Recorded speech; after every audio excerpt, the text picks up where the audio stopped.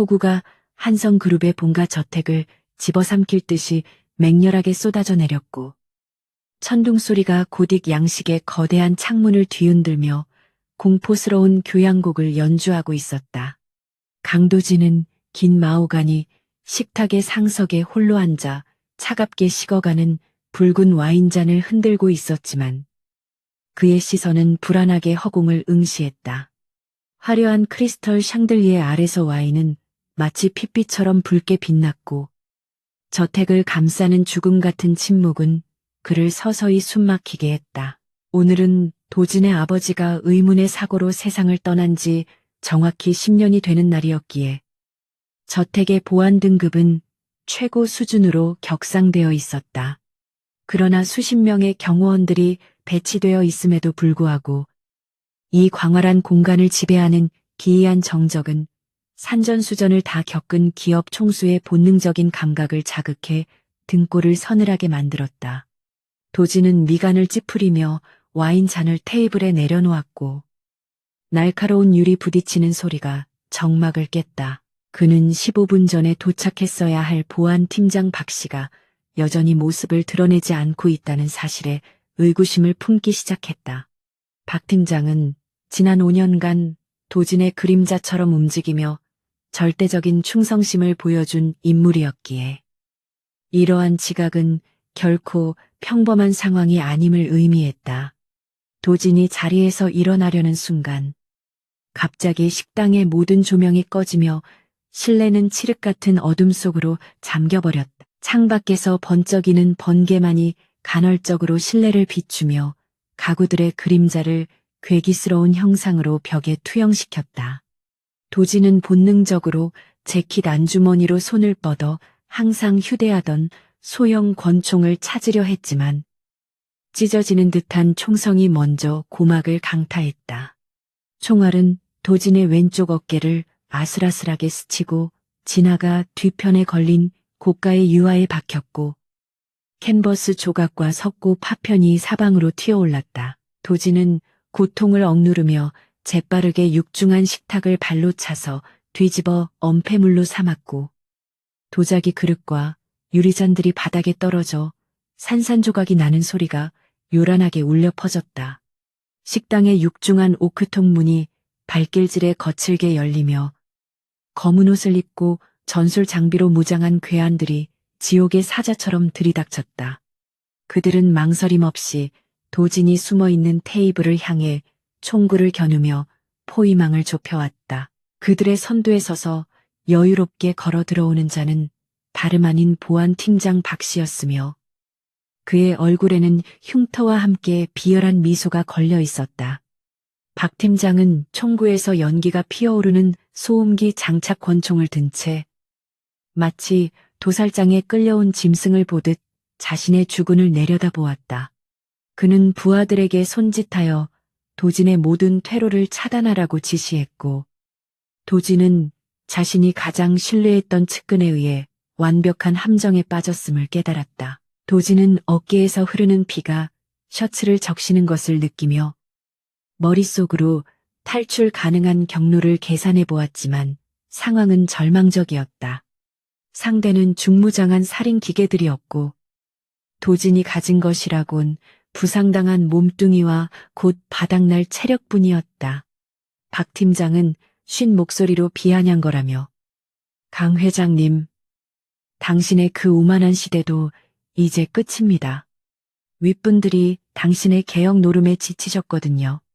라고 내뱉었다. 박 팀장은 천천히 방아쇠에 손가락을 걸며 도진의 머리통을 날려버릴 준비를 했고 도진은 죽음이 코앞에 닥친 순간에도 놈의 눈을 똑바로 노려보았다.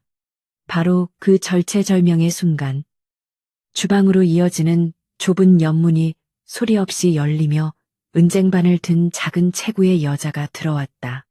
그녀는 입사한 지 고작 3개월밖에 되지 않은 존재감이라곤 찾아볼 수 없었던 가정부 이하은이었다. 하은은 살기등등한 총구들이 자신을 겨누고 있고 바닥에는 유리 파편이 널려 있음에도 불구하고 마치 딴 세상에 있는 사람처럼 평온한 표정이었다.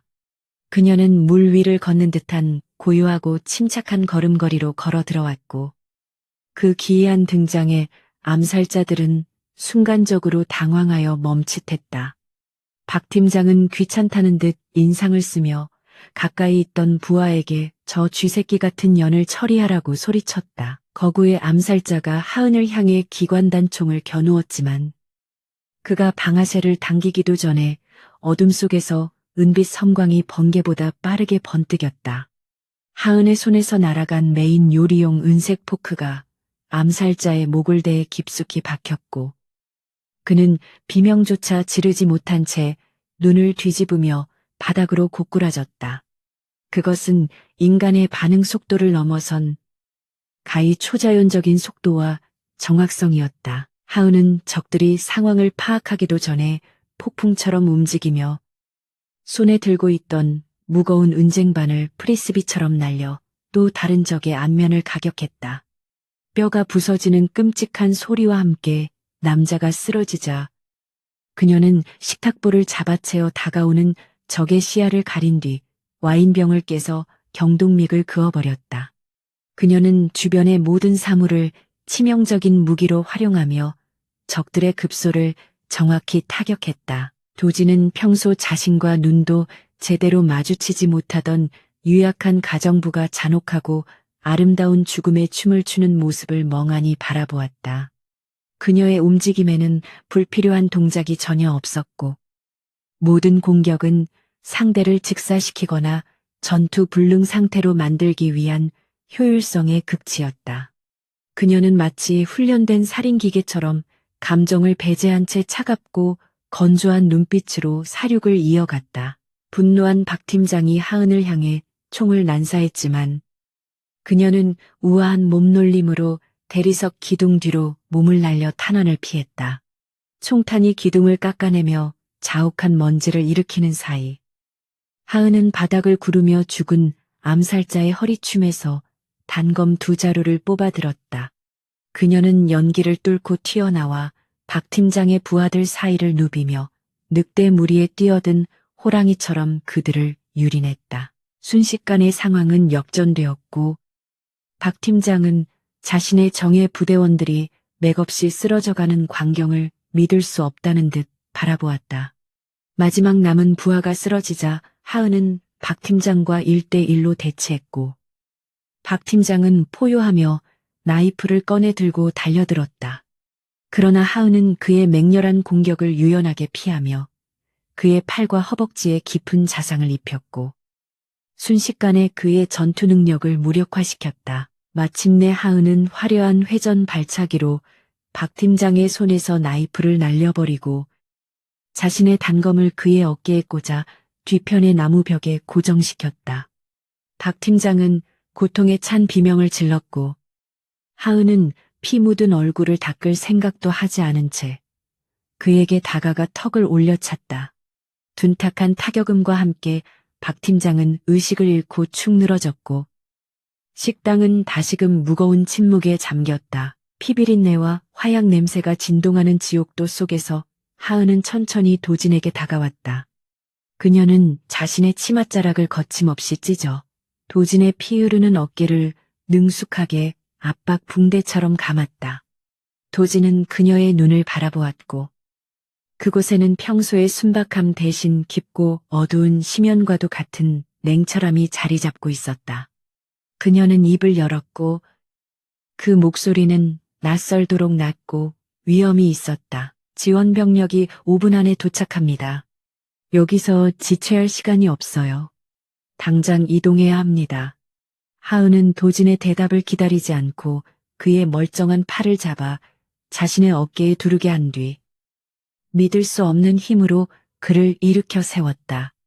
도진은 그녀에게 묻고 싶은 것이 산더미처럼 많았지만 지금은 그녀의 판단을 따르는 것이 유일한 생존 방법임을 직감했다. 하은은 도진을 부축하여 주방 뒤편의 비밀 통로를 통해 지하 차고로 이동했고 그곳에는 도진조차 존재를 잊고 있었던 구형 검은색 세단이 주차되어 있었다.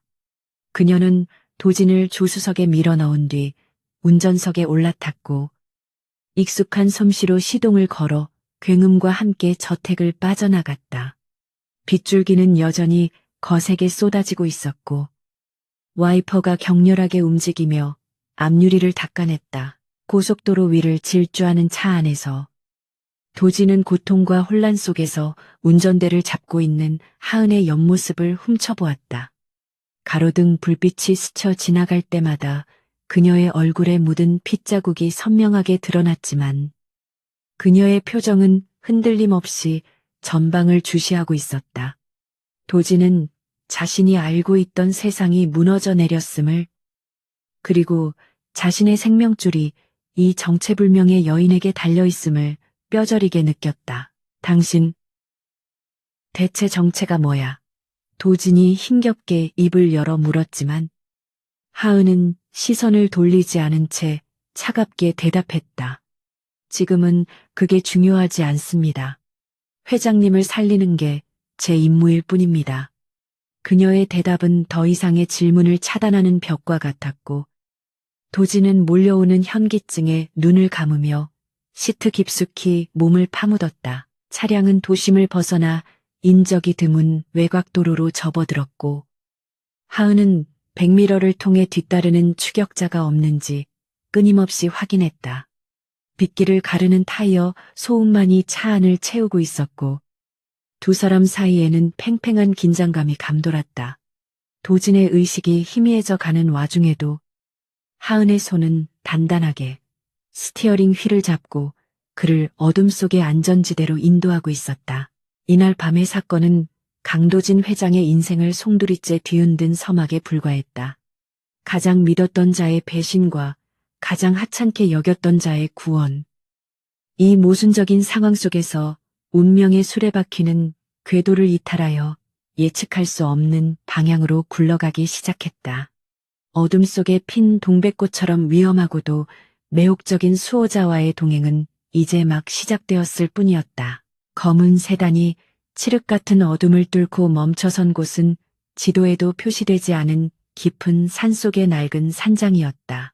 거센 빗줄기는 가늘어졌지만 산등성이를 타고 내려온 짙은 안개가 차량 주위를 유령처럼 감싸고 있었다. 하은은 시동을 끄고 잠시 주변의 동태를 살폈고 숲속에서는 부엉이 우는 소리와 나뭇가지가 바람에 스치는 소리만이 들려왔다. 이곳은 그녀가 조직에서 은퇴한 후 만약의 사태를 대비해 마련해둔 세상에서 잊혀진 안전 가옥이었다. 도지는 과다 출혈로 인해 시야가 흐릿해지는 것을 느꼈지만 정신을 잃지 않기 위해 입술을 깨물며 버텼다. 하은이 운전석에서 내려 조수석 문을 열었고 그녀의 부축을 받아 차에서 내린 도지는 차가운 산 공기에 기침을 토해냈다. 겉보기에 산장은 금방이라도 무너질 듯 낡은 목재 건물이었고 이끼 낀 지붕과 깨진 창문은 이곳이 오랫동안 사람의 손길이 닿지 않은 폐가처럼 보이게 만들었다. 하지만 하은이 썩어가는 나무문 옆에 숨겨진 패널을 밀어올리자 최첨단 생체 인식 스캐너가 푸른 빛을 내뿜으며 드러났다. 그녀가 홍채 인식을 마치자 낡은 문 뒤에 숨겨져 있던 강화철문이 육중한 기계음을 내며 열렸고 도지는 그 이질적인 광경에 혀를 내둘렀다. 겉모습은 흉가였으나 내부는 요새와 다름없는 완벽한 보안 시스템을 갖추고 있었던 것이다. 실내로 들어서자 하은은 익숙한 손놀림으로 발전기를 가동시켰고 창백한 LED 조명이 켜지며 실내를 비췄다. 내부는 먼지 하나 없이 깨끗하게 정돈되어 있었으며 벽면에는 각종 군용 무기들이 질서 정연하게 걸려 있었고 한쪽 구석에는 간이 수술대와 의료 장비들이 구비되어 있었다. 이곳은 단순한 은신처가 아니라 전쟁터에서 살아남기 위한 모든 것이 준비된 베이스 캠프였다. 하은은 도진을 수술대 위에 눕히고는 지체 없이 의료용 가위를 꺼내 피에 젖은 그의 셔츠를 거칠게 잘라냈다. 상처 부위는 생각보다 깊었고 총알이 뼈에 박히지는 않았지만 근육 조직을 심하게 훼손한 상태였다. 그녀는 무표정한 얼굴로 소독약을 상처에 들이부었고 도지는 끔찍한 고통에 신음소리를 삼키며 몸을 비틀었다. 마취제는 없습니다. 정신을 잃으면 쇼크가 올 수 있으니 깨어 있으세요. 하은의 목소리는 사무적이었고 그녀는 도진의 입에 깨끗한 거즈뭉치를 물려주었다. 그녀는 수술용 장갑을 끼고 멸균된 핀셋과 메스를 집어들었으며 그 모습은 저택에서 차를 따르던 순종적인 하녀와는 완전히 다른 냉혹한 외과 의사의 모습이었다. 도진은 그녀의 눈을 바라보며 고통을 참아내려 애썼다. 차가운 금속 기구가 살을 파고드는 감각은 끔찍했고 도진의 이마에는 식은땀이 비오듯 쏟아져 내렸다. 하은은 흔들림 없는 손길로 상처를 벌리고 박혀있는 탄두를 찾아냈으며 그녀의 집중력은 경이로울 정도였다. 핀셋이 금속 탄두에 닿는 느낌이 들자 도진은 고통에 몸서리쳤지만 하은은 그를 진정시키는 말 한마디 없이 묵묵히 자신의 작업에만 몰두했다. 마침내 쨍그랑 소리와 함께 피 묻은 총알이 스테인리스 트레이 위에 떨어졌고 도진은 안도의 한숨을 내쉬며 거즈를 뱉어냈다. 하은은 능숙하게 지혈을 하고 상처를 봉합하기 시작했으며 바늘이 살을 꿰뚫는 따끔한 통증은 이전의 고통에 비하면 아무것도 아니었다. 봉합이 끝나자 그녀는 붕대를 단단히 감고 도진의 상체를 일으켜 물을 한 잔 건넸다. 물을 마시고 난 도진은 호흡을 고르며 하은을 응시했고 그녀는 피 묻은 장갑을 벗어 쓰레기통에 던져넣고 있었다. 이제 말해. 당신은 누구지? 누가 당신을 보냈나? 도진의 목소리는 갈라져 있었지만 그 안에는 명령조의 위험이 남아 있었다.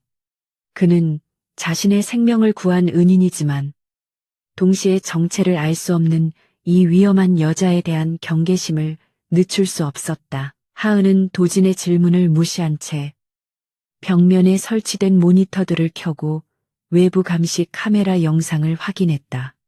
그녀의 손가락은 키보드 위를 빠르게 춤추며 보안 시스템을 재설정하고 있었고 화면에는 산장 주변의 숲이 열화상 카메라로 선명하게 나타났다. 질문은 나중에 하세요. 지금은 회장님의 생존이 최우선입니다. 그녀는 여전히 도진을 쳐다보지도 않은 채 대답했다. 도진은 억지로 몸을 일으키려 했지만 상처의 통증 때문에 다시 수술대에 주저앉고 말았다. 그는 자신의 무력함에 분노를 느끼며 소리쳤다. 나는 강도진이야. 내 질문에 대답해. 당신은 내 고용인이고 나는 당신의 고용주야. 그러나 하은은 천천히 의자를 돌려 그를 정면으로 바라보았고 그 차가운 눈빛에 도진은 순간적으로 말문이 막혔다. 이곳에서는 당신의 지위도 돈도 아무런 소용이 없습니다. 강도진 씨. 하은은 처음으로 그를 회장님이 아닌 이름으로 불렀다. 저 문 밖에는 당신을 죽이려는 수백 명의 사람들이 깔려 있고 당신을 지킬 수 있는 건 오직 저뿐입니다. 그러니 제 지시에 따르지 않으면 저는 당신을 보호하는 것을 포기할 수도 있습니다. 그녀의 경고는 빈말이 아니었다. 도진은 그녀의 말에서 서늘한 진심을 느꼈고 지금 자신이 처한 상황이 얼마나 절망적인지를 뼈저리게 깨달았다. 그는 한성그룹의 제왕으로 군림해 왔지만 이 좁은 산장 안에서는 부상당한 도망자에 불과했다. 그는 자존심을 굽히고 침묵을 선택했고 하은은 다시 모니터로 시선을 돌렸다. 그녀의 옆모습은 고독해 보였지만 동시에 강인해 보였다. 잠시 후 하은은 컵라면과 통조림을 꺼내 간단한 식사를 준비했고 김이 모락모락 나는 그릇을 도진에게 건넸다. 드세요. 체력을 회복해야 합니다. 그녀의 말투는 조금 누그러져 있었지만 여전히 거리는 느껴졌다. 도진은 배고픔을 느끼지 못했지만 살기 위해 억지로 음식을 입에 넣었다. 따뜻한 국물이 들어가자 긴장이 풀리며 피로가 몰려왔다. 식사를 마친 후 도진은 수술대에 누워 천장을 바라보며 복잡한 생각에 잠겼다. 박 팀장의 배신은 충격적이었지만 그 배후에 누가 있는지는 짐작이 갔다. 최 부회장. 아버지 시절부터 이인자의 자리를 지켜온 탐욕스러운 늙은 여우가 분명했다. 그가 이렇게 대담하게 움직였다는 것은 이미 그룹 내부를 장악했다는 뜻이었고 도진이 돌아갈 곳은 사라진 셈이었다. 왜 나를 구했지? 도진이 다시 입을 열었다. 이번에는 명령조가 아닌 순수한 의문이 담긴 목소리였다. 하은은 자신의 무기를 손질하며 덤덤하게 대답했다. 그게 제 계약 조건이었으니까요. 그녀는 분해한 권총의 부품들을 헝겊으로 닦으며 말을 이었다. 당신의 아버지가 당신을 지켜달라고 의뢰했습니다. 아주 오래전에요. 도진은 뜻밖의 대답에 놀라 몸을 일으키려 했지만 하은이 손을 들어 제지했다. 자세한 이야기는 나중에 하죠. 지금은 쉬세요. 그녀는 권총을 재조립하고 탄창을 끼워 넣은 뒤 철컥 소리와 함께 슬라이드를 당겼다. 그 소리는 이 고립된 공간에서 유일하게 믿을 수 있는 약속처럼 들렸다. 도진은 그녀가 단순한 가정부가 아니라 아버지가 남긴 최후의 유산임을 깨달았다. 밤이 깊어지자 숲의 정적은 더욱 무거워졌고 산장 안에는 시계 초침 소리만이 규칙적으로 울려 퍼졌다. 하은은 소파에 앉아 감시 모니터를 응시하며 경계를 늦추지 않았고 도진은 약 기운에 취해 가수면 상태에 빠져들었다. 꿈속에서 그는 불타는 저택과 피 묻은 은쟁반 그리고 하은의 슬픈 눈동자를 보았다. 모든 것이 혼란스러웠지만 한 가지는 분명했다. 그녀는 일반적인 경호원이 아니었다. 그녀가 보여준 살인 기술은 군 특수부대나 정보기관의 최정예 요원들조차 흉내낼 수 없는 수준이었다. 그녀의 과거에는 도진이 상상조차 할 수 없는 어둠이 도사리고 있음이 분명했다. 도진은 자신이 호랑이 굴에서 피신해 용의 둥지로 들어온 것은 아닌지 의심스러웠지만 지금 그를 지켜주는 용은 그녀뿐이었다. 새벽 3시경 하은의 무전기가 지직거리며 암호화된 신호를 수신했다. 그녀는 헤드셋을 끼고 짧게 몇 마디를 주고받은 뒤 심각한 표정으로 지도를 펼쳤다. 적들은 예상보다 빠르게 움직이고 있었고 그들의 추적망은 서서히 이 안전 가옥을 향해 조여오고 있었다. 최 부회장은 도진의 시체를 확인하기 전까지는 절대 멈추지 않을 것이며 그가 동원할 수 있는 모든 자원을 쏟아붓고 있었다. 하은은 잠든 도진을 바라보며 깊은 한숨을 내쉬었다. 그녀는 자신이 다시는 돌아가고 싶지 않았던 피비린내에 나는 세계로 발을 들여놓았음을 직감했다. 평범한 삶을 꿈꾸며 가정부로 위장해 살아왔던 지난 3개월은 그녀에게 너무나도 달콤한 꿈이었다. 하지만 그 꿈은 깨어졌고 이제 그녀는 다시 그림자가 되어야만 했다. 그녀는 자신의 낡은 여행 가방을 열어 그 안에 봉인해 두었던 장비들을 꺼냈다. 특수 제작된 방탄 슈트, 소형 폭발물, 그리고 그녀의 상징과도 같은 검은색 티타늄 단검들이 형광등 불빛 아래서 차가운 광택을 뽐냈다. 하은은 거울 속에 비친 자신의 모습을 바라보았다. 그곳에는 순박한 이하은은 없었고 전설적인 용병 팬텀만이 서 있었다. 도진이 인기척에 눈을 떴을 때 그는 달라진 하은의 모습에 숨을 삼켰다. 헐렁한 가정부 유니폼 대신 타이트한 검은색 전술 슈트를 입은 그녀는 마치 어둠 그 자체에서 태어난 여전사처럼 보였다. 그녀의 허리춤과 허벅지에는 각종 무기들이 장착되어 있었고 머리는 단정하게 뒤로 묶어 올려 드러난 목선이 서늘한 아름다움을 자아냈다. 일어나세요. 회장님. 하은은 도진에게 방탄조끼를 던져주며 말했다. 손님들이 오고 있습니다. 생각보다 예의가 없는 놈들이라 초인종을 누르지는 않을 겁니다. 도진은 고통을 참고 일어나 방탄조끼를 받아들었다. 그의 눈빛도 변해 있었다. 더 이상 보호만 받는 약자가 아닌 자신의 제국을 되찾기 위해 투쟁하려는 왕의 눈빛이었다. 밖에서는 엔진 소리와 함께 나뭇가지가 부러지는 소리가 들려왔고 모니터 화면에는 붉은 점들이 산장 주변을 에워싸는 모습이 나타났다. 하은은 조명을 끄고 야간 투시경을 착용하며 도진에게 손짓했다. 제 등 뒤에서 떨어지지 마세요. 그리고 무슨 일이 있어도 제 명령 없이는 움직이지 마십시오. 어둠 속에서 그녀의 목소리는 강철처럼 단단했다. 도진은 고개를 끄덕이며 그녀의 뒤에 섰다. 두 사람 사이에는 말로 표현할 수 없는 기묘한 신뢰가 싹트고 있었다. 그것은 생사를 함께 넘나든 사람들만이 공유할 수 있는 유대감이었다. 폭풍전야의 고요함 속에서 도진은 자신의 운명을 이 여인에게 온전히 맡기기로 결심했다. 문 밖에 적들이 문을 부수고 들어오기를 기다리는 그 짧은 순간은 영원처럼 느껴졌다. 서울 도심 한복판. 한성그룹 본사 최상층에 위치한 부회장실은 팽팽한 긴장감으로 가득 차 있었다. 최기철 부회장은 고급 양주잔을 벽에 집어던졌고 산산조각 난 유리 파편이 페르시아 카펫 위로 흩어졌다. 그는 대형 스크린에 재생되고 있는 저택 내부의 CCTV 영상을 핏발선 눈으로 노려보고 있었다.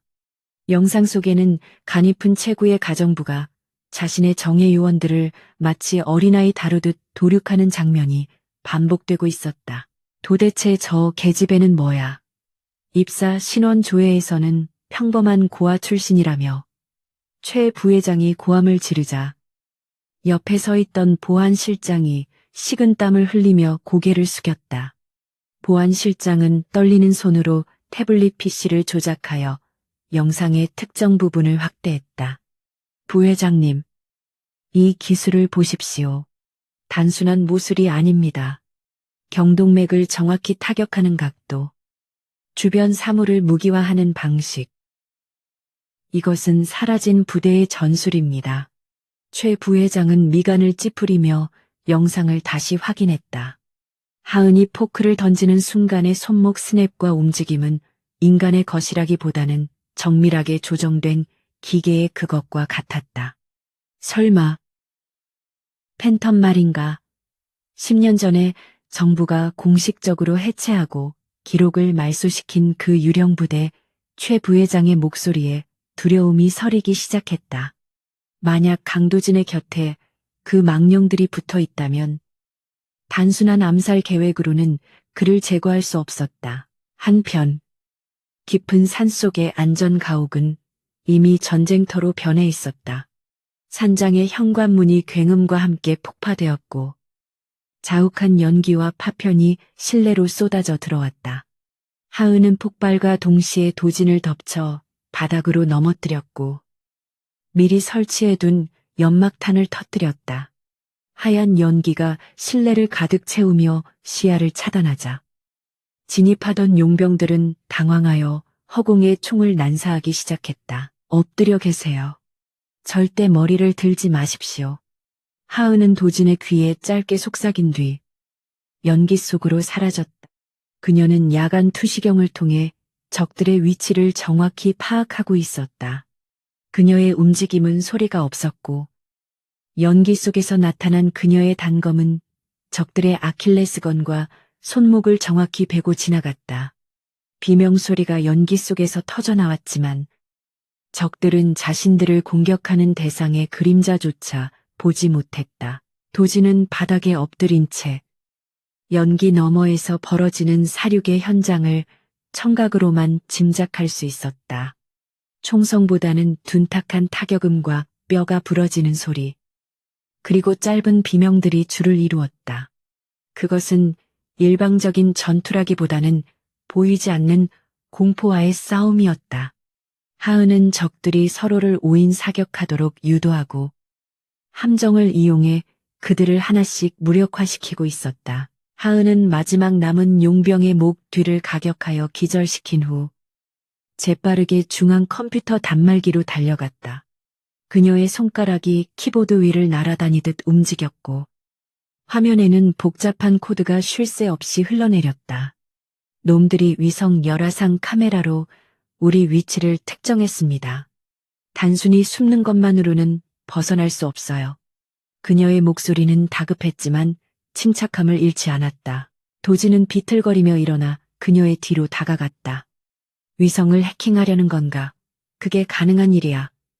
그는 믿을 수 없다는 듯 물었다. 하은은 대답 대신 엔터키를 강하게 눌렀다. 완벽한 해킹은 불가능하지만 10분 정도 루프 영상을 송출해서 그들의 눈을 속일 수는 있습니다. 지금부터 10분. 그 안에 이 산을 벗어나야 합니다. 화면에는 산장 주변의 평온한 열화상 이미지가 고정되었다. 두 사람은 뒷문을 통해 산장을 빠져나와 칠흑 같은 숲속으로 뛰어들었다. 비는 그쳤지만 젖은 흙과 낙엽은 미끄러웠고 부상당한 도진에게 험한 산길은 고문과도 같았다. 하지만 그는 이를 악물고 하은의 뒤를 따랐다. 하은은 도진의 상태를 수시로 확인하며 적의 추적조가 예상하지 못할 험난한 경로를 선택해 이동했다. 그녀는 마치 이 숲의 모든 지형지물을 머릿속에 넣고 있는 듯해 한참을 달린 끝에 그들은 산 아래 계곡 근처의 작은 동굴에 몸을 숨겼다. 도지는 거친 숨을 몰아쉬며 바위에 기대앉았고 하은은 동굴 입구에 덩굴을 쳐서 위장한 뒤 주변의 흔적을 지웠다. 달빛이 구름 사이로 비치며 하은의 얼굴을 비추었다. 그녀의 전술 슈트는 진흙과 피로 엉망이었지만 그녀의 눈빛만은 별처럼 차갑게 빛나고 있었다. 당신 팬텀 소속이었군. 도진이 무거운 침묵을 깨고 입을 열었다. 그는 아버지의 서재에서 우연히 보았던 극비 문서의 단편적인 기억을 떠올렸다. 존재하지 않는 부대. 기록되지 않는 요원들. 하은은 잠시 멈칫하더니 체념한 듯 깊은 한숨을 내쉬었다. 강 회장님의 아버님께서 제 목숨을 구해주셨습니다. 부대가 토사구팽 당하고 모두가 제거될 때 저를 빼돌려 신분을 세탁해 주신 분이 선대 회장님이십니다. 그녀의 고백은 도진에게 큰 충격으로 다가왔다. 아버지는 단순히 사업가가 아니었다. 그는 거대한 권력의 암투 속에서 자신만의 세력을 키우고 있었고 하은은 그가 남긴 가장 강력한 무기이자 방패였던 것이다. 도진은 하은의 눈에서 깊은 슬픔과 고독을 읽었다. 그녀는 평생을 그림자 속에 숨어 살아야 했고 자신의 존재를 증명할 수 없는 유령 같은 삶을 강요받아왔다. 그럼 지난 3개월 동안 그 바보 같은 가정부 연기는 나를 감시하기 위한 것이었나? 도진의 목소리에는 원망보다는 연민이 섞여 있었다. 하은은 고개를 저었다. 아니요. 감시가 아니라 평범한 삶을 살아보고 싶었습니다. 회장님이 커피를 쏟았을 때 화를 내시던 그 모습조차 저에게는 소중한 일상이었습니다. 하지만 제게 허락된 평범함은 거기까지였나 봅니다. 하은은 씁쓸한 미소를 지으며 자신의 팔에 난 상처를 닦아냈다. 그 모습은 천하무적의 여전사가 아니라 그저 상처받은 한 여자의 모습이었다. 도진은 가슴 한구석이 아려오는 것을 느꼈다. 그는 지금까지 직원들을 소모품처럼 여겨왔던 자신의 오만함을 반성했다. 그녀는 그를 위해 자신의 목숨은 물론 간신히 얻은 평범한 행복까지 포기하고 다시 지옥으로 걸어 들어온 것이다. 미안하다. 그리고 고맙다. 도진은 생전 처음으로 직원에게 진심 어린 사과와 감사를 표했다. 하은은 놀란 눈으로 그를 쳐다보았다. 회장님, 그런 말씀은... 도진은 손을 들어 그녀의 말을 막았다. 이제부터는 상하 관계가 아니야. 우리는 파트너다. 내 목숨을 쥐고 있는 건 당신이고 당신의 미래를 책임질 수 있는 건 나야. 그러니 나를 지켜줘. 나도 당신을 양지로 끌어올려 줄 테니까. 그 순간 하은의 무전기에서 치직거리는 소음과 함께 적들의 교신 내용이 잡혔다. 놈들이 사라졌다. 위성 영상이 조작되었어. 전 구역을 봉쇄하고 이 잡듯이 뒤져라. 최 부회장의 사병들이 포위망을 좁혀오고 있었다. 하은은 다시 차가운 전사의 눈빛으로 돌아왔지만 그 안에는 이전과는 다른 생기가 돌고 있었다. 그녀는 더 이상 혼자가 아니었다. 이곳도 곧 발각될 겁니다. 움직여야 합니다. 하은이 단호하게 말했다. 도지는 고통을 참고 자리에서 일어났다. 어디로 가지 도망칠 곳은 더 이상 없잖아. 하은은 태블릿 PC를 꺼내 지도를 띄우며 도진에게 보여주었다. 도망치지 않습니다. 놈들이 우리를 쫓느라 정신이 팔린 틈을 타서 우리는 놈들의 심장부로 들어갑니다. 그녀의 손가락이 가리킨 곳은 최 부회장의 비밀 데이터 센터였다. 도진은 하은의 대담한 계획에 헛웃음을 지었다. 미친 짓이군. 하지만 마음에 들어. 도진의 눈빛이 날카롭게 번뜩였다. 그는 천재적인 두뇌를 가진 전략가였고 하은은 최고의 실행 능력을 가진 전술가였다. 두 사람의 결합은 최기철 부회장이 예상하지 못한 최악의 변수가 될 것이었다. 도진은 젖은 옷을 털어내며 결의에 찬 표정을 지었다. 내가 시스템을 붕괴시키지. 당신은 나를 그 서버실까지 데려다 주기만 하면 돼. 도진의 말에 하은은 짧게 고개를 끄덕였다. 반드시 모셔다 드리겠습니다. 제 목숨을 걸고요. 두 사람은 어둠 속에서 주먹을 가볍게 부딪혔다. 그것은 새로운 계약의 성립이자 반격의 서막을 알리는 신호였다. 숲을 가르는 바람 소리가 마치 그들의 앞길을 응원하는 진군가처럼 들려왔다. 그들은 동굴을 빠져나와 적들의 수색망 사이를 뚫고 이동하기 시작했다. 하은은 선두에서 길을 열었고 도진은 그녀의 발자국을 따라 걸었다. 이제 도진은 그녀의 뒷모습에서 두려움이 아닌 든든함을 느꼈다. 밤은 여전히 깊었지만 그들의 마음속에는 희미한 여명의 빛이 떠오르고 있었다. 복수의 칼날은 이미 겨누어졌고 사냥감은 사냥꾼이 되어 돌아오고 있었다. 최기철 부회장의 비자금 관리 서버가 숨겨진 곳은 서울 외곽의 낡은 냉동 물류 창고였다. 겉으로는 평범한 식자재 보관소처럼 보였지만 그 지하에는 대한민국 경제를 뒤흔들 수 있는 검은 돈의 흐름이 기록되어 있었다. 하은과 도진은 안개 낀 새벽을 틈타 창고 외곽의 철조망에 접근했고 하은은 절단기로 철조망을 끊어내며 소리 없이 침투 경로를 확보했다. 도진은 흑투성이가 된 고가 정장을 입은 채 하은의 뒤를 따랐지만 그의 눈빛은 그 어느 때보다 날카롭게 빛나고 있었다. 그는 태블릿 PC를 이용해 창고의 전자 보안 시스템을 우회하는 코드를 작성하고 있었다. 그의 손가락은 긴장으로 조금 떨렸지만 천재적인 두뇌는 냉철하게 작동하며 복잡한 암호 알고리즘을 하나씩 해체해 나갔다. 보안 시스템을 3분간 정지시켰어. 그 안에 지하로 내려가야 해. 도진이 낮은 목소리로 신호를 보내자 하은은 고개를 끄덕이며 전방을 주시했다. 그녀는 창고 입구를 지키던 2명의 경비병에게 유령처럼 다가가 순식간에 그들의 목을 가격하여 기절시켰다. 쓰러지는 경비병들의 몸을 부드럽게 받아 바닥에 눕히는 그녀의 동작에는 소름 끼칠 정도의 배려와 살기가 공존했다. 두 사람은 화물용 승강기를 타고 지하 3층으로 내려갔고 문이 열리자마자 차가운 냉기가 그들을 덮쳤다. 거대한 서버렉들이 늘어선 통로는 푸른색 LED 불빛만이 깜박이며 기이한 분위기를 자아내고 있었다. 이곳이 바로 최 부회장의 심장부였고 도진은 이곳에서 놈의 숨통을 끊어놓을 치명적인 독을 주입할 계획이었다. 도진은 중앙 제어 콘솔로 달려가 메인 서버에 접속을 시도했고 하은은 통로 입구에 서서 경계를 섰다. 접속 성공. 세상에. 생각보다 규모가 훨씬 커. 도지는 모니터에 떠오른 천문학적인 액수의 비자금 내역을 보며 경악했다.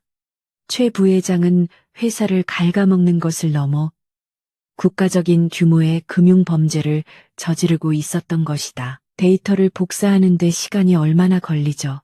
하은이 초조한 듯 물었다. 그녀의 예민한 청각은 승강기가 다시 작동하는 미세한 기계음을 포착했다. 놈들이 침입을 눈치챈 것이 분명했다. 5분. 아니, 3분이면 돼. 놈들의 계좌를 동결시키고 자금을 증발시키는 바이러스를 심는 중이야. 도지는 타자 속도를 높이며 대답했다. 승강기 문이 열리고 무장한 용병들이 쏟아져 나왔다. 그들은 망설임 없이 서버실을 향해 사격을 개시했고 총탄이 서버렉을 강타하며 불꽃이 튀었다. 하은은 도진을 보호하기 위해 엄폐물 뒤로 몸을 날리며 응사했다. 그녀가 가진 탄화는 제한적이었기에 그녀는 정확하게 적들의 다리와 어깨를 노려 사격했다. 계속 작업하세요. 뒤는 제가 맞습니다. 하은이 소리치며 연막탄을 던졌다. 자욱한 연기가 통로를 메우자 그녀는 단검을 뽑아들고 연기 속으로 뛰어들었다. 총성 대신 비명소리와 금속이 부딪히는 소음이 들려왔고 도지는 등 뒤에서 벌어지는 사투를 외면한 채 모니터에만 집중했다. 그것이 하은의 희생을 헛되이 하지 않는 유일한 길이었다. 하은은 좁은 통로를 이용해 다수의 적을 상대했지만 체력적인 한계가 다가오고 있었다. 그녀의 어깨와 허벅지에는 스친 총상과 칼자국이 늘어가고 있었고 숨은 턱끝까지 차올랐다. 하지만 그녀는 도진이 작업을 마칠 때까지 절대 쓰러질 수 없다는 일념 하나로 버티고 있었다. 그녀는 적의 총구를 잡아 비틀어 뺏은 뒤 개머리판으로 적의 안면을 강타하며 전진을 저지했다. 그때 거구의 용병대장이 육중한 방탄 방패를 앞세우고 돌진해 왔다. 하은은 피할 공간이 없어 정면으로 충돌했고 엄청난 충격에 튕겨나가 서벌에게 등을 강하게 부딪혔다. 고통에 신음할 새도 없이 대장은 거대한 전투용 도끼를 휘두르며 그녀를 압박해왔다. 하은은 바닥을 구르며 아슬아슬하게 공격을 피했지만 구석에 몰리고 말았다. 거의 다 됐어. 10초 도진의 외침이 들려왔지만 하은은 대장의 발길질에 복부를 가격당해 숨을 쉴 수가 없었다. 대장이 마지막 일격을 가하려는 순간 도진이 소화기를 집어던져 대장의 머리를 맞췄다. 둔탁한 소리와 함께 대장이 잠시 비틀거리는 틈을 타 하은은 마지막 힘을 짜내어 대장의 오금을 베고 목을 찔렀다. 거구가 쓰러짐과 동시에 도진은 엔터키를 강하게 눌렀다. 끝났어. 전송 완료. 모니터에는 시스템 치명적 오류라는 붉은 경고창이 떴고 최 부회장의 비자금 계좌는 순식간에 0원으로 바뀌었다. 동시에 서버실의 냉각 시스템이 과부하를 일으키며 경보음이 울리기 시작했다. 이제 탈출만이 남아 있었다. 하은은 비틀거리는 몸을 이끌고 도진에게 다가왔다. 그녀의 얼굴은 창백했고 입가에는 피가 흐르고 있었지만 눈빛만은 여전히 살아있었다. 도진은 그녀를 부축하며 비상구 쪽으로 달렸다. 이번엔 내가 당신을 끌고 갈 차례야. 조금만 버텨. 도진은 처음으로 하은의 무게를 자신의 어깨에 짊어졌다. 그녀는 생각보다 훨씬 가벼웠고 그 사실이 도진의 가슴을 아프게 했다. 그들은 혼란에 빠진 창고를 빠져나와 주차되어 있던 냉동 탑차를 탈취했다. 도진이 운전대를 잡았고 하은은 조수석에 앉아 거친 숨을 몰아쉬며 상처를 압박했다. 트럭은 굉음을 내며 물류센터를 벗어나 고속도로로 진입했다. 뒤따르던 추격 차량들은 도진이 미리 조작해둔 물류센터의 자동 차단막에 가로막혀 더 이상 쫓아오지 못했다. 한참을 달려 안전한 거리를 확보한 후 도진은 갓길에 트럭을 세웠다. 그는 구급 상자를 꺼내 하은에게 다가갔다. 하은은 괜찮다며 손을 저었지만 도진은 단호하게 그녀의 손을 잡았다. 가만히 있어. 당신이 나를 살렸으니 나도 당신을 살려야 해. 그의 목소리는 떨리고 있었지만 진심이 가득했다. 도진은 서툰 솜씨지만 정성스럽게 하은의 상처를 소독하고 붕대를 감았다. 하은은 그런 도진의 모습을 물끄러미 바라보았다.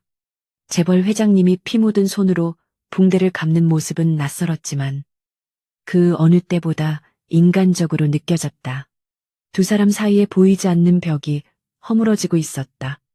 그들은 단순한 고용주와 고용인, 보호자와 피보호자의 관계를 넘어 전우애를 느끼고 있었다. 왜 이렇게까지 하는 거야?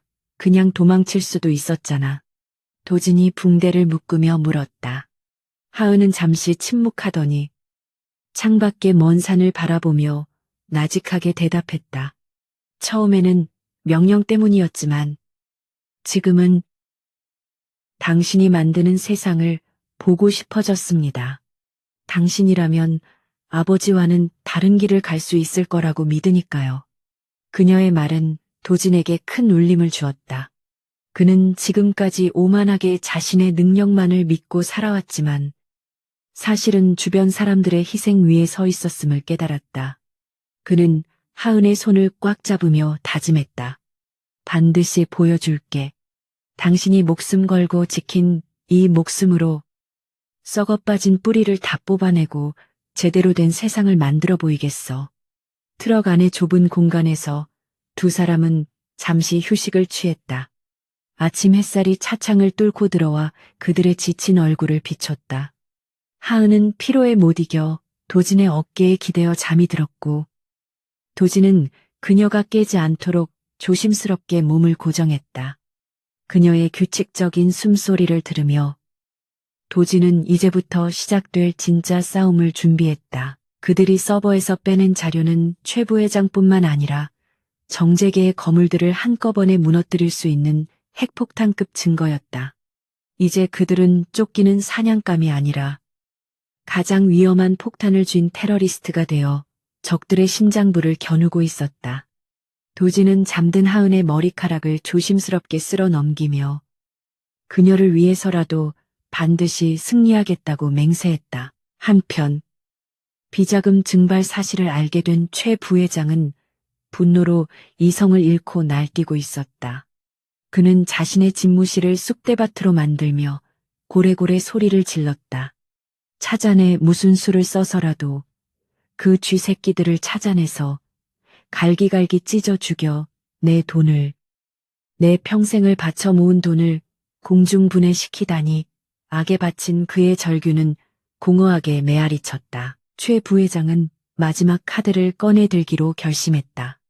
그는 어둠의 세계에서 가장 악명 높은 해결사들을 고용하고 경찰 고위 간부들에게 압력을 넣어 전국의 도진과 하은에 대한 수배령을 내렸다. 이제 대한민국 전체가 그들의 적이 되었다. 하지만 그는 모르고 있었다. 잃을 것이 없는 두 남녀가 얼마나 무서운 존재가 될 수 있는지를. 도진은 하은이 깨어나자 트럭을 다시 출발시켰다. 그들의 목적지는 서울의 랜드마크인 바벨타워였다. 그곳에서 내일 밤 최 부회장이 주최하는 대규모 자선 경매 행사가 열릴 예정이었다.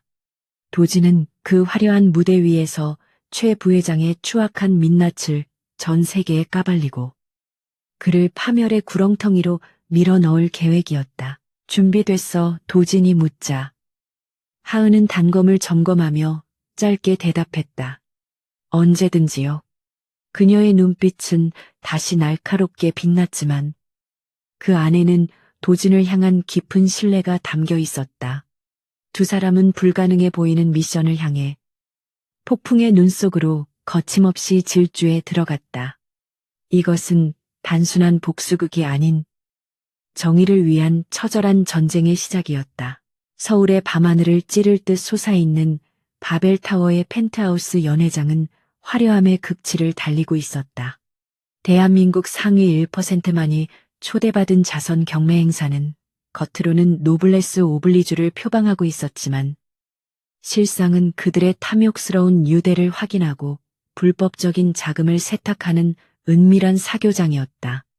최기철 부회장은 샴페인 잔을 들고 거만하게 웃으며 정재계 인사들의 아부를 즐기고 있었다. 그는 이미 강도진이 제거되었다고 믿고 있었거나 적어도 쥐새끼처럼 도망 다니느라 이곳에는 얼씬도 못할 것이라 확신했다. 행사장의 대형 스크린에는 최 부회장의 자선 활동을 홍보하는 영상이 흘러나오고 있었고 그는 이 자리를 통해 자신이 한성그룹의 실질적인 지배자임을 공표할 계획이었다. 화려한 샹들리에 아래서 오고 가는 대화들은 위선으로 가득 차 있었고 공기는 값비싼 향수와 썩은 권력의 냄새로 진동했다. 그때 연회장의 육중한 황금색 문이 천천히 열리며 장내의 소음이 일순간에 잦아들었다.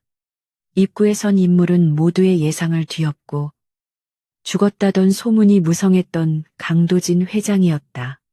그는 며칠간의 도피 생활이 믿기지 않을 만큼 완벽하게 재단된 턱시도를 입고 있었으며 특유의 냉철하고 압도적인 카리스마를 뿜어내고 있었다. 그의 곁에는 눈부시게 아름다운 여인이 동행하고 있었다. 짙은 붉은색 이브닝 드레스를 입은 하은은 평소의 수수한 모습을 완전히 벗어던지고 매혹적이면서도 범접할 수 없는 고고한 아우라를 풍겼다. 그녀의 긴 머리는 우아하게 웨이브져 흘러내렸고 목에는 심플하지만 강렬한 다이아몬드 목걸이가 빛나고 있었다. 하지만 그녀의 눈동자는 파티의 화려함에 취해 있는 것이 아니라 매처럼 날카롭게 실내의 모든 움직임을 스캔하고 있었다. 도지는 뚜벅뚜벅 소리를 내며 레드 카펫을 걸어 들어왔고 모세의 기적처럼 사람들이 양옆으로 갈라섰다. 최 부회장의 얼굴은 경악으로 일그러졌고 들고 있던 샴페인 잔이 위태롭게 흔들렸다. 도지는 여유로운 미소를 머금은 채 최 부회장의 코앞까지 다가가 멈춰섰다. 두 사람 사이에는 숨막히는 긴장감이 감돌았고 주위의 사람들은 숨을 죽인 채 이 기이한 재회를 지켜보았다. 초대장은 받지 못했지만 주인이 자신의 집 파티에 오는데 허락이 필요하진 않겠지요. 부회장님, 도진의 목소리는 부드러웠지만 뼈가 있었다. 최 부회장은 억지로 표정을 관리하며 비릿한 웃음을 지어 보였다. 살아있었군. 아니, 죽을 자리를 찾아 제 발로 걸어 들어온 건가? 그는 낮은 목소리로 속삭이며 도진을 위협했다. 하은은 도진의 등 뒤에 서서 주변을 경계하고 있었다. 그녀의 드레스 안쪽 허벅지에는 얇은 밴드로 고정된 세라믹 나이프가 숨겨져 있었고 클러치 배관에는 소형 통신교란 장치가 들어 있었다. 그녀는 웨이터로 위장한 보안 요원들의 손이 재킷 안쪽으로 향하는 것을 포착했다. 그녀의 근육이 미세하게 수축하며 당장이라도 튀어나갈 준비를 마쳤다. 죽을 자리가 아니라 쓰레기를 치우러 온 겁니다. 도지는 최 부회장의 귀에 대고 차갑게 속삭인 뒤 그를 지나쳐 중앙 단상으로 향했다. 최 부회장은 분노에 찬 눈빛으로 보안실장에게 눈짓을 보냈다. 처리해. 조용히. 보안실장은 무전기에 대고 짧게 명령을 내렸고 연회장 곳곳에 배치된 사복 요원들이 은밀하게 움직이기 시작했다. 하은은 도진에게 눈빛으로 신호를 보낸 뒤 자연스럽게 인파 속으로 섞여 들어갔다. 그녀는 웨이터가 들고 지나가던 쟁반에서 샴페인 잔을 하나 집어들고 비틀거리는 척하며 보안 요원 중 한 명에게 부딪혔다. 어머, 죄송해요. 그녀가 사과하며 요원의 옷을 털어주는 척하는 순간 그녀의 손가락은 요원의 재킷 안쪽에 있는 무전기 이어폰 선을 끊어버렸다. 요원이 당황하여 확인하려는 찰나 하은은 그의 명치 급소를 손가락 관절로 정확히 가격했다. 겉으로는 가벼운 접촉처럼 보였지만 요원은 숨이 턱 막히며 그 자리에 주저앉았다. 하은은 그를 부축하는 척하며 커튼 뒤에 직원 통로로 끌고 들어갔다. 어둠 속에서 짧은 타격음이 들린 후 하은만이 다시 커튼을 젖히고 나왔다. 그녀의 표정은 여전히 우아한 미소로 덮여 있었다. 하지만 진짜 위협은 바닥이 아니라 천장에 있었다. 하은은 2층 난간의 희미한 그림자 속에서 저격용 라이플의 스코프 반사광을 포착했다. 놈들은 도진이 연설을 시작하는 순간을 노리고 있었다. 하은은 도진을 보호하기 위해 2층으로 올라가야 했지만 메인 계단은 경비가 삼엄했다. 그녀는 화장실로 가는 척하며 복도 끝에 비상계단으로 향했다. 비상계단에는 이미 2명의 덩치 큰 요원이 지키고 있었다. 그들은 하은을 보자마자 곤봉을 꺼내 들고 다가왔다. 하은은 하이힐을 벗어던지고 맨발로 차가운 시멘트 바닥을 디뎠다. 비켜. 그녀의 경고는 짧았지만 살기가 가득했다. 요원들이 비웃으며 달려들자 하은은 드레스 자락을 걷어올리고 날렵하게 뛰어올랐다. 그녀의 발차기가 선두 요원의 턱을 강타했고 그는 공중에 붕 떴다가 계단 아래로 굴러떨어졌다. 뒤이어 달려든 요원이 그녀의 머리채를 잡으려 했지만 하은은 몸을 낮추며 그의 품으로 파고들어 팔꿈치로 턱을 올려쳤다. 우두둑 소리와 함께 요원이 쓰러지자 하은은 거친 숨을 몰아쉬며 다시 하이힐을 신었다. 시간은 촉박했고 도진은 단상 위에 무방비 상태로 노출되어 있었다. 2층 난간에 도착한 하은은 저격수가 조준을 마치고 방아쇠에 손가락을 걸고 있는 것을 발견했다. 거리가 너무 멀어 뛰어들 틈이 없었다. 하은은 망설임 없이 손에 들고 있던 클러치백을 저격수를 향해 전력으로 던졌다. 묵직한 가방이 저격수의 뒤통수를 강타했고 깜짝 놀란 저격수의 총구가 흔들리며 총알은 샹들리에를 맞췄다. 거대한 샹들리에의 크리스털 조각이 비오듯 쏟아지며 연회장은 아수라장이 되었다. 비명 소리와 함께 사람들이 우왕좌왕하는 사이 하은은 난간을 뛰어넘어 저격수에게 달려들었다. 저격수는 권총을 꺼내 응사하려 했지만 하은의 세라믹 나이프가 먼저 그의 손목을 꿰뚫었다. 그녀는 저격수의 목을 조르며 난간 밖으로 밀어버릴 듯이 압박했다. 누가 사주했지 말해. 하은의 목소리는 지옥에서 온 사자처럼 차가웠다. 저격수는 공포에 질려 헐떡거리며 최 부회장의 이름을 댔다. 하은은 그를 기절시켜 구석에 처박아 두고 난간 아래를 내려다보았다. 도진은 혼란스러운 상황 속에서도 미동도 하지 않고 단상을 지키고 있었다. 그는 하은이 자신을 지켜줄 것이라는 절대적인 믿음을 가지고 있었다. 하은은 잠시 숨을 고르며 과거의 기억을 떠올렸다. 10년 전 비 오는 날 밤 도진의 아버지는 피투성이가 된 어린 하은을 거두며 말했다. 네가 가진 그 어둠으로 내 아들의 빛을 지켜다오. 그 아이는 이 썩은 세상에서 유일하게 남은 희망이다. 그날 이후 하은의 삶의 이유는 오직 강도진 하나였다. 그녀는 그림자가 되기를 자처했고 오늘 그 맹세를 증명하고 있었다. 도진은 마이크를 잡고 혼란에 빠진 사람들을 향해 입을 열었다. 여러분, 당황하지 마십시오. 이것은 쇼의 일부가 아닙니다. 하지만 오늘 밤 여러분이 보게 될 진짜 쇼는 이제부터입니다. 그의 목소리는 확성기를 통해 장내를 울렸고 묘한 위압감의 사람들은 다시 조용해졌다.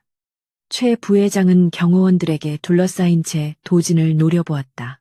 최기철 부회장, 당신이 이 회사를 위해 헌신했다고 말했습니까? 도진은 비웃듯 물으며 리모컨을 눌러 대형 스크린의 화면을 전환했다.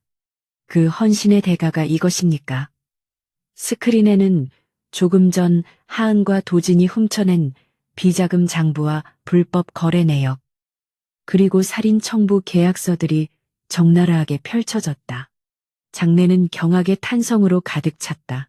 최 부회장의 얼굴이 사색이 되었다. 당장 저것 그가 소리를 질렀지만 시스템은 이미 도진에 의해 잠겨 있어 통제불능 상태였다. 증거들은 너무나 명백하고 구체적이어서 그 자리에 있는 법조계 인사들과 언론사 사주들조차 덮어줄 수 없는 수준이었다. 도진은 승리자의 미소를 지으며 최 부회장을 바라보았다. 당신은 끝났어. 이제 그 더러운 탐욕의 대가를 치를 시간이야. 도진의 선언과 동시에 연회장의 문이 다시 열리며 무장한 경찰 특공대와 검찰 수사관들이 들이닥쳤다. 도진이 미리 손을 써둔 정의로운 검사. 그의 대학 선배가 이끄는 팀이었다. 최 부회장은 뒷걸음질 치다 바닥에 주저앉았고 그의 제국은 모래성처럼 무너져 내렸다.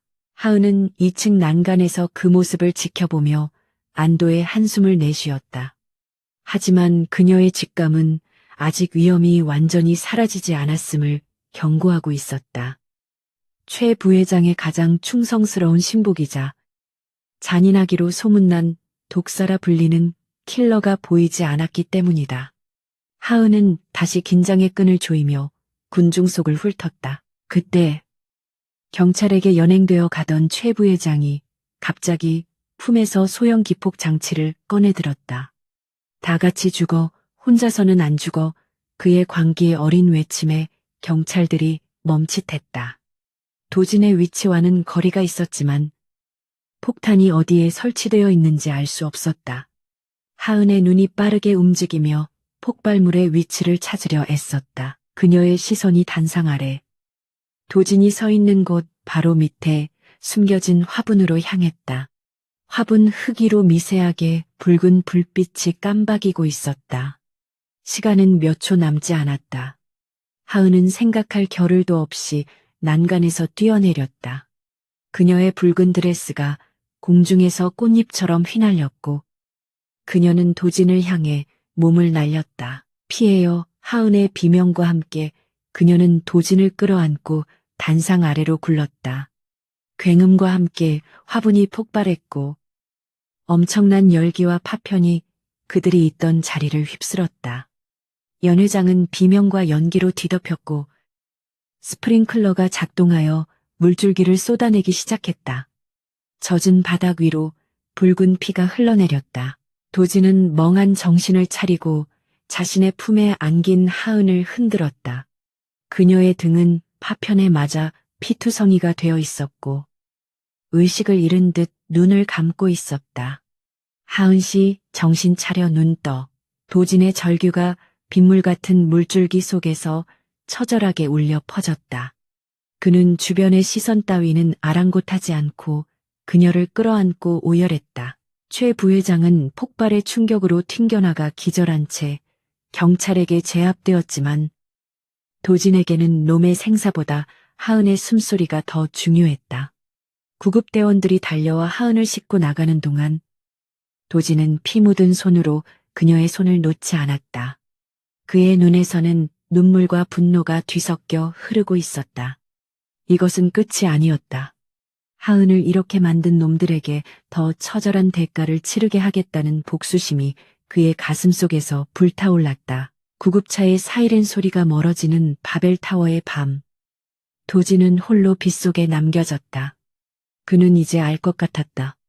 자신이 지켜야 할 것은 거대한 기업이나 돈이 아니라 자신을 위해 모든 것을 바치니 작은 여인이라는 것을.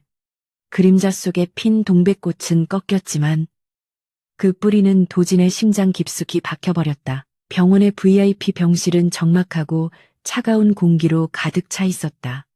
심전도 모니터에 규칙적인 신호음만이 하은이 아직 살아있음을 증명하고 있었다. 도진은 침대 곁에 앉아 붕대로 감겨있는 그녀의 창백한 얼굴을 하염없이 바라보았다. 화려했던 파티의 밤은 피로 얼룩진 악몽으로 끝났고 도진은 자신의 무력함에 치를 떨며 밤새 한숨도 자지 못했다. 최기철 부회장은 구속되었지만 그의 잔당들이 아직 어둠 속에 숨어 있다는 사실이 도진의 마음을 짓눌렀다. 특히 최 부회장이 고용한 청부업자 독사의 행방이 묘연했다. 도진은 병실 밖을 지키고 있는 경호원들의 수를 2배로 늘렸지만 불안감은 쉽게 가라앉지 않았다. 그는 하은의 손을 조심스럽게 잡으며 그녀가 하루빨리 눈을 뜨기만을 간절히 기도했다. 그때 하은의 속눈썹이 파르르 떨리더니 천천히 눈이 떠졌다. 그녀의 눈동자는 초점을 잡지 못한 채 흐릿했지만 곧 도진을 알아보고 희미한 안도감을 내비쳤다. 회장님, 무사하십니까? 그녀의 목소리는 갈라져서 거의 들리지 않았지만 첫 마디가 자신의 안부를 묻는 것이라는 사실에 도진은 가슴이 미어지는 듯 했다. 도진은 급히 물을 적신 거즈로 그녀의 입술을 축여주었다. 나는 괜찮아. 당신 덕분에 털끝 하나 다치지 않았어. 그러니 말하지 말고 쉬어. 도진의 따뜻한 목소리에 하은은 다시 눈을 감으려 했다. 하지만 베개 밑에 숨겨두었던 그녀의 진동형 비상 연락망이 윙윙거리며 울리기 시작했고 그녀의 눈이 번쩍 뜨였다. 그것은 오직 그녀의 유일한 혈육인 여동생 민지와 연결된 긴급 호출기였다. 하은은 고아원에서 헤어진 후 그림자 생활을 하면서도 몰래 후원해 오며 지켜보았던 동생이었다. 불길한 예감이 등골을 타고 흘러내렸다. 하은은 고통을 참고 떨리는 손으로 단말기를 꺼내 확인했고 액정에 뜬 메시지를 본 순간 그녀의 심장은 얼어붙었다. 동생을 살리고 싶으면 강도진을 데리고 와라. 혼자서 경찰을 부르면 동생의 손가락부터 하나씩 보낼 것이다. 메시지와 함께 첨부된 영상에는 공포에 질려 울고 있는 민지의 모습과 그 뒤에서 칼을 갈고 있는 독사의 그림자가 찍혀 있었다. 독사는 최 부회장의 몰락과 상관없이 자신의 의뢰를 완수하거나 복수를 하려는 미치광이었다. 하은의 호흡이 거칠어지자 심전도 모니터가 요란하게 울리기 시작했다. 도진이 놀라서 의료진을 부르려 했지만 하은이 다급하게 그의 팔을 잡았다. 안 돼요. 부르지 마세요. 그녀의 눈빛은 절박했다. 그녀는 알고 있었다. 경찰이 개입하는 순간 민지는 죽은 목숨이라는 것을 그녀는 지금 당장 선택을 내려야만 했다. 도진은 하은의 이상한 태도에 의구심을 품었다. 무슨 일이야? 왜 그래 말해봐. 하지만 하은은 입을 다물었다. 자신의 목숨을 구해준 주군과 세상에 하나뿐인 핏줄. 잔인한 운명은 그녀에게 양자태기를 강요하고 있었다. 그녀의 눈동자가 심하게 흔들렸지만 이내 서글픈 결의로 굳어졌다. 그녀는 도진을 배신해야만 동생을 살릴 수 있었다. 회장님, 부탁이 있습니다. 저를 여기서 데리고 나가주세요. 하은은 링거 바늘을 거칠게 뽑아버리며 말했다. 피가 솟구쳤지만 그녀는 아랑곳하지 않았다. 도진은 경악하며 그녀를 말렸다. 미쳤어. 지금 몸 상태로 어딜 가겠다는 거야. 절대 안 돼. 도진은 그녀를 침대에 다시 눕히우려 했지만 그녀는 베개 밑에서 훔쳐둔 수술용 메스를 꺼내 자신의 목에 겨누었다. 제발요. 묻지 말고 저를 데리고 나가주세요. 안 그러면 여기서 죽어버리겠습니다. 하은의 눈에서는 눈물이 흐르고 있었지만 목소리는 단호했다. 도진은 그녀가 빈말을 하는 것이 아님을 알았다. 그는 혼란스러웠지만 그녀를 진정시키기 위해 고개를 끄덕일 수밖에 없었다. 도진은 그녀에게 겉옷을 입히고 휠체어에 태워 경호원들의 눈을 피해 화물용 엘리베이터로 향했다. 지하 주차장으로 내려가는 동안 무거운 침묵이 흘렀다. 하은은 입술을 피가 나도록 깨물며 흐느끼고 있었다. 도진은 그녀가 무언가에 협박당하고 있다는 것을 직감했지만 섣불리 물어볼 수 없었다. 차에 타자마자 하은은 내비게이션에 좌표를 찍었다. 그곳은 인적이 끊긴 인천의 폐쇄된 화학공단이었다. 도진이 운전대를 잡고 차를 몰기 시작하자 하은은 조수석에서 메스를 손에 쥐고 도진을 경계했다. 도진은 백미러를 통해 그녀의 모습을 보며 가슴이 차갑게 식어가는 것을 느꼈다. 누가 시켰지? 최기철인가? 아니면 다른 놈인가? 도진의 목소리는 침착했지만 배신감으로 인해 미세하게 떨리고 있었다. 하은은 대답 대신 창밖을 바라보며 눈물을 훔쳤다. 죄송합니다. 회장님, 정말 죄송합니다. 저를 원망하세요. 그녀의 목소리는 죄책감으로 가득 차 있었지만 메스를 쥔 손에는 힘이 들어가 있었다. 도진은 그녀가 자신을 적들의 소굴로 데려가고 있음을 확신했다. 하지만 그는 차를 돌리지 않았다. 그녀에게 무슨 사정이 있든 끝까지 가보겠다는 오기가 생겼다. 폐공장에 도착했을 때는 이미 해가 지고 어둠이 깔려 있었다. 녹슨 철골 구조물들이 괴물처럼 서 있었고 바닷바람이 을씨년스럽게 불어왔다. 하은은 비틀거리며 차에서 내려 도진에게 내리라고 손짓했다. 공장 안쪽에서 희미한 불빛이 새어나오고 있었고 그곳에는 독사가 의자에 묶인 민지의 목에 칼을 들이대고 기다리고 있었다. 독사는 도진과 하은이 들어오는 것을 보자 비열하게 웃었다. 역시 팬텀의 에이스답군. 훌륭해. 피도 눈물도 없이 주인을 팔아넘기다니. 독사의 비아냥거림에 도진은 하은을 쳐다보았다. 그녀는 고개를 숙인 채 도진의 등을 떠밀었다. 민지는 언니를 보고 재갈이 물린 채로 비명을 지르며 몸부림쳤다. 약속대로 데려왔어. 이제 동생을 풀어줘. 하은의 목소리는 날카로웠다. 독사는 칼끝으로 민지의 볼을 툭툭 치며 낄낄거렸다. 글쎄, 내가 마음이 좀 바뀌어서 말이야. 강도진의 목을 네가 직접 따서 가져오면 생각해보지. 독사는 바닥에 떨어져 있던 녹슨 쇠파이프를 발로 차서 하은 쪽으로 보냈다. 도진은 하은과 독사를 번갈아 보며 상황을 파악했다. 하은은 동생을 인질로 잡혀 협박당하고 있었던 것이다. 도진은 배신감이 아닌 연민을 느꼈다. 그는 하은에게 다가가 나직하게 말했다. 괜찮아. 네 동생을 살려. 나 같은 건 신경 쓰지 말고. 도진의 말에 하은의 어깨가 격렬하게 흔들렸다. 하은은 천천히 쇠파이프를 집어들었다. 그녀는 눈물 범벅이 된 얼굴로 도진을 바라보며 입모양으로 무언가를 속삭였다. 믿으세요. 소리는 들리지 않았지만 도진은 그녀의 눈빛에서 읽을 수 있었다. 그것은 절망이 아니라 최후의 도박을 거는 승부사의 눈빛이었다. 도진은 마른 침을 삼키며 그녀의 의도를 파악하려 애썼다. 하은은 쇠파이프를 높이 쳐들고 도진을 향해 달려들었다. 독사는 그 광경을 즐기며 방심하고 있었다.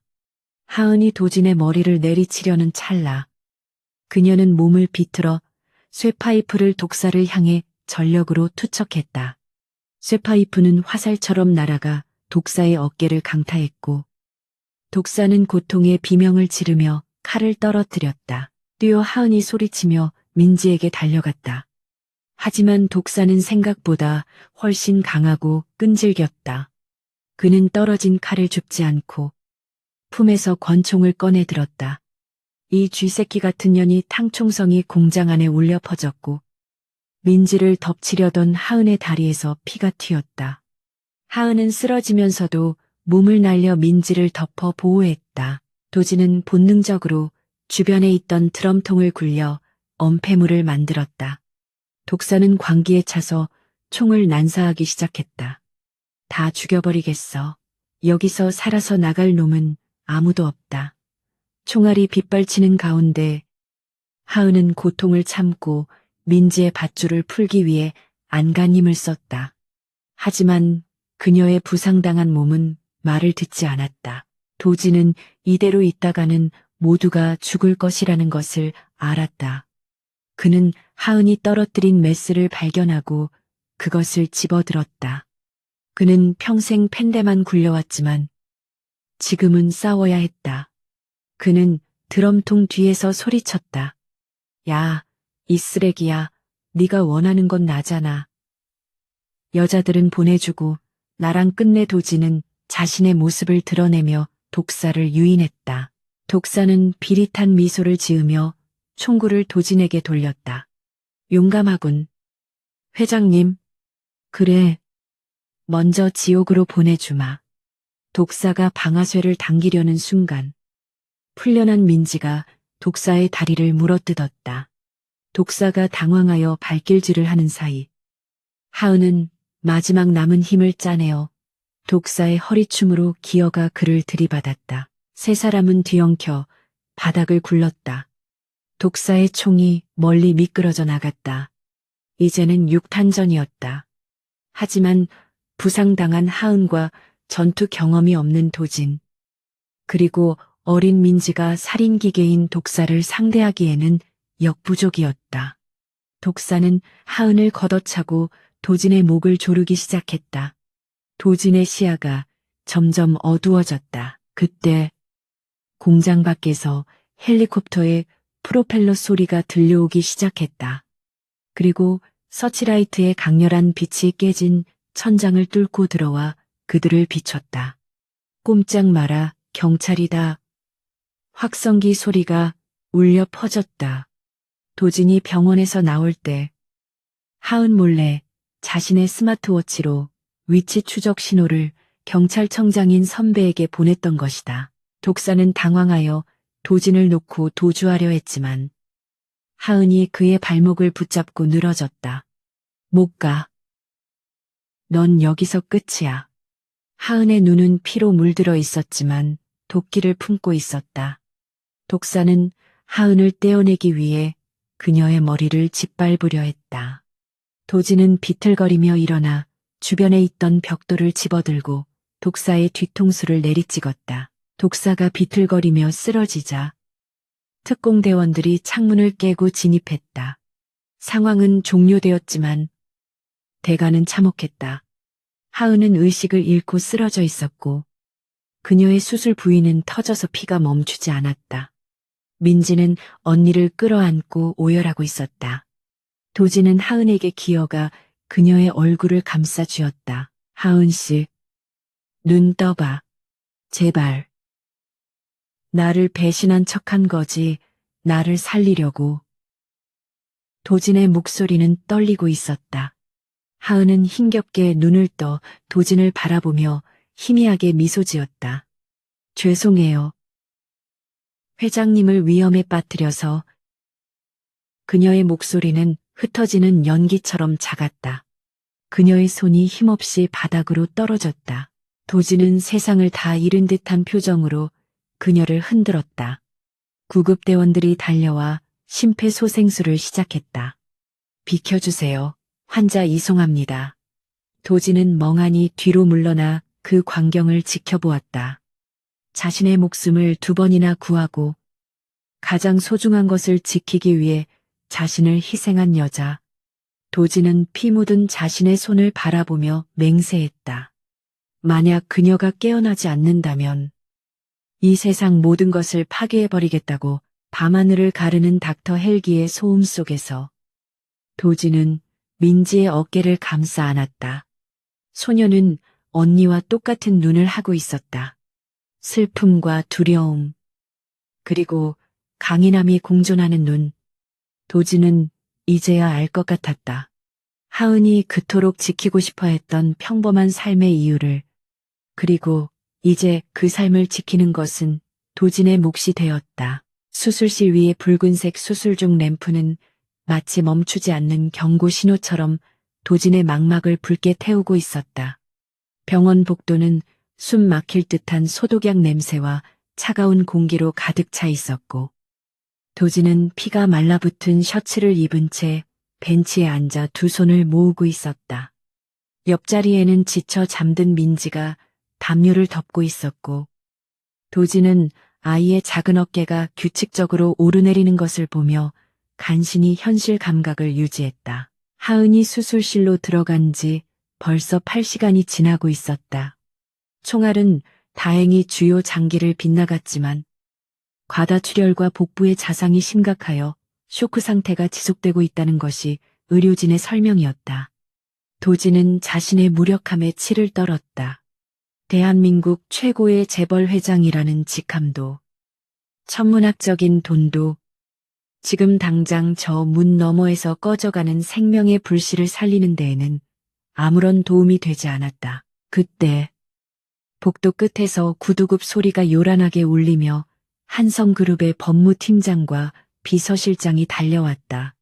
그들은 도진의 몰골을 보고 경악했지만 도진은 눈길조차 주지 않은 채 차갑게 물었다. 상황은 그의 목소리는 감정이 거세된 듯 건조했지만 그 이면에는 끓어오르는 용암 같은 분노가 서려 있었다. 법무팀장은 땀을 닦으며 보고했다. 최기철 부회장이 구치소 안에서 보석을 신청하고 대형 로펌을 선임하여 혐의를 부인하고 있습니다. 게다가 이사회를 소집하여 회장님의 경영 능력을 문제 삼으려는 움직임이 포착되었습니다. 놈들은 아직도 상황 파악을 하지 못하고 있었다. 자신이 건드린 것이 무엇인지, 그 대가가 얼마나 혹독할지 짐작조차 하지 못하는 것이 분명했다. 도지는 자리에서 천천히 일어났다. 그의 눈빛은 더 이상 자비를 베풀던 예전의 젊은 경영자가 아니었다. 경고는 끝났다. 이제부터는 전쟁이 아니라 학살이다. 그는 비서실장에게 손을 내밀었다. 태블릿 줘. 그리고 지금 당장 언론사 국장들, 검찰총장, 금융감독원장에게 연락해. 내가 직접 그들의 목줄을 캄 증거를 넘기겠다고.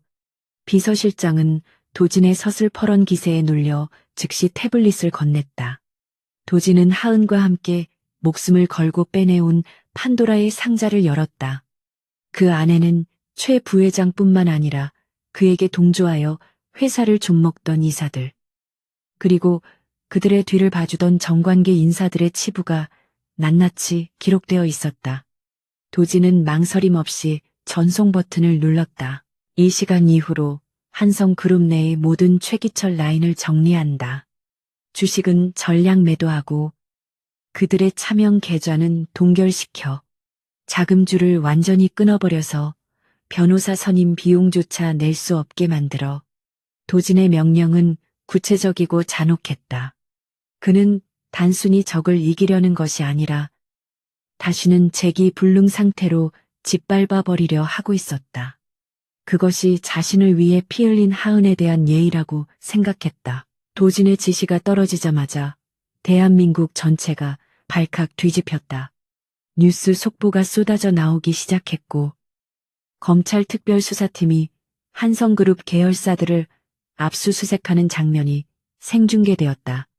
최 부회장의 비자금 은닉처가 공개되고 그가 청부 살인을 사주했다는 독사의 자백 영상까지 언론에 유출되자 여론은 들끓었다. 최 부회장은 구치소 독방에서 TV를 보며 절규했다. 자신의 평생을 바쳐 쌓아 올린 금자탑이 하루아침에 모래성처럼 무너져 내리는 것을 지켜봐야만 했다. 그의 변호인단은 여론의 문매를 막고 줄줄이 사임했고 그에게 뇌물을 받았던 정치인들은 꼬리 자르기에 급급하여 그를 비난하는 성명을 발표했다. 도지는 병원 복도에서 태블릿을 통해 그 모든 파멸의 과정을 냉정하게 지켜보았다. 회장님, 최기철이 면담을 요청했습니다. 잘못했다고, 살려만 달라고 빌고 있답니다. 비서실장이 조심스럽게 전했다. 도지는 피식 웃었다. 전에 지옥에 가서 내 아버지께 직접 빌라고. 나는 그놈의 사과 따위는 필요 없어. 내가 원하는 건 그의 완벽한 파멸뿐이야. 도지는 태블릿을 끄고 다시 수술실 문을 바라보았다. 바깥 세상이 아무리 시끄러워도 그에게 중요한 세상은 저 문 안에 있었다. 새벽 3시가 넘어서야 수술실 위에 램프가 꺼졌다. 도진은 심장이 텄는 듯한 긴장감을 느끼며 문 앞으로 다가갔다. 마스크를 벗으며 나오는 집도이의 얼굴은 피로에 찌들어 있었지만 다행히 절망적인 표정은 아니었다. 수술은 성공적입니다. 하지만 환자분의 체력 소모가 너무 심해서 앞으로 48시간이 고비입니다. 중환자실로 옮겨 지켜봐야 합니다. 도진은 다리가 풀려 바닥에 주저앉을 뻔했다. 감사합니다. 정말 감사합니다. 그는 의사의 손을 잡고 몇 번이고 고개를 숙였다. 잠에서 깬 민지도 의사의 말을 듣고 안도의 눈물을 터뜨렸다. 도진은 민지를 꽉 끌어안으며 다짐했다. 언니가 깨어날 때까지, 그리고 깨어난 이후에도 너희 자매를 절대 외롭게 두지 않겠다고. 하은은 무균 중환자실로 옮겨졌고 도진은 면회 시간마다 방호복을 입고 들어가 그녀의 곁을 지켰다. 수많은 기계 장치들이 그녀의 생명을 유지하고 있었고 산소 호흡기를 쓴 그녀의 얼굴은 투명할 정도로 창백했다. 도진은 유리벽 너머로 그녀를 바라보며 그녀와 함께했던 짧지만 강렬했던 순간들을 회상했다. 그녀가 처음 저택의 가정부로 들어왔을 때의 어색했던 모습, 비 오는 날 암살자들을 제압하던 서늘한 눈빛, 산장에서 상처를 치료해주던 따뜻한 손길, 그리고 폐공장에서 자신을 살리기 위해 독사에게 달려들던 마지막 모습까지. 도진은 자신이 그녀에게 얼마나 깊이 의지하고 있었는지, 그리고 그녀가 자신에게 얼마나 큰 존재가 되었는지를 뼈저리게 깨달았다. 이틀 뒤, 기적처럼 하은의 바이탈 수치가 안정권으로 접어들었다. 그녀는 일반 병실로 옮겨졌고, 도진은 회사 업무를 병실로 가져와 처리하며 그녀가 눈을 뜨기만을 기다렸다.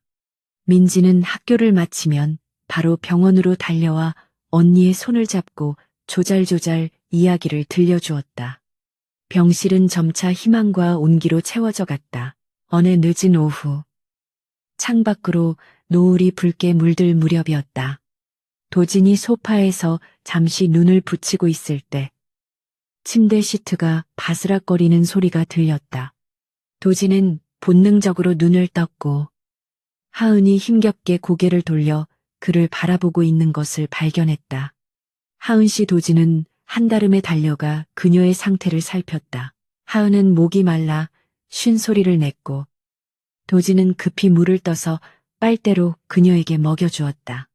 물을 몇 모금 마신 하은은 천천히 주변을 둘러보다가 자신의 손을 잡고 있는 도진의 손에 시선을 멈췄다. 여기는 병원인가요? 민지는 무사한가요? 그녀의 첫마디는 역시나 동생 걱정이었다. 민지는 학교 갔어. 아주 건강하고 씩씩해. 그리고 놈들은 모두 잡혔어. 최기철은 평생 감옥에서 썩게 될 거야.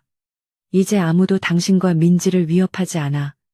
도진은 그녀의 헝클어진 머리카락을 넘겨주며 부드럽게 말했다. 하은의 눈에 눈물이 고였다. 긴장이 풀리자 그동안 참아왔던 고통과 안도감이 한꺼번에 밀려오는 듯했다. 죄송합니다. 끝까지 회장님을 모시지 못하고. 하은이 자책하려 하자 도진은 검지 손가락을 그녀의 입술에 대어 말을 막았다. 그런 말 하지 마. 당신은 나를 살렸고 내 회사를 살렸고 내 영혼을 구했어.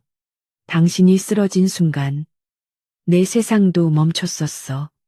그러니 제발 다시는 내 허락 없이 다치지 마.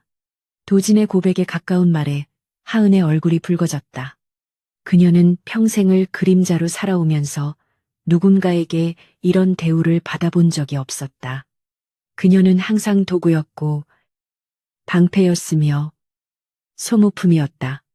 하지만 도진의 눈 속에서 그녀는 비로소 하나의 존엄한 인간이자 사랑받는 여인으로 비치고 있었다.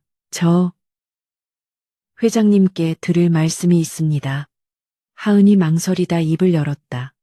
사실 저는 아버님께서 심어둔 팬텀이 맞습니다. 제 임무는 회장님이 경영권을 완전히 장악할 때까지 그림자처럼 지키는 것이었습니다. 이제 모든 위협이 사라졌으니 제 임무도 끝난 것 같습니다. 그녀는 시선을 떨구며 이별을 고하려 했다. 자신의 어두운 과거가 빛나는 도진의 앞길에 방해가 될 것이라 생각했기 때문이다. 도진은 그녀의 손을 더욱 꽉 잡았다. 누가 끝났다고 했지. 내 계약은 아직 끝나지 않았어. 도진은 품에서 낡은 계약서가 아닌 새로운 서류 봉투를 꺼냈다. 이건 새로운 계약서야. 고용기간은 평생, 직무는 경호원이 아니라 내 파트너. 조건은 당신의 행복과 안전을 내가 책임지는 것. 하은은 놀란 눈으로 도진을 쳐다보았다. 하지만 저는 살인 기술밖에 모르는 사람입니다. 회장님의 세계와는 어울리지 않아요. 도진은 고개를 저었다. 나의 세계는 당신이 없으면 지옥이야. 당신이 가진 기술이 살인 기술이라면 나는 그 기술이 필요 없는 평화로운 세상을 만들 거야. 당신이 그냥 평범한 여자. 이하은으로 살 수 있게 내가 만들겠어. 그때 병실 문이 열리고 민지가 뛰어들어왔다. 언니 민지는 침대로 달려들어 하은의 품에 안겼고 하은은 아픈 줄도 모르고 동생을 껴안았다. 도진은 그 모습을 흐뭇하게 바라보며 뒤로 물러나 주었다. 석양빛이 병실을 가득 채우며 세 사람을 따뜻하게 감싸 안았다.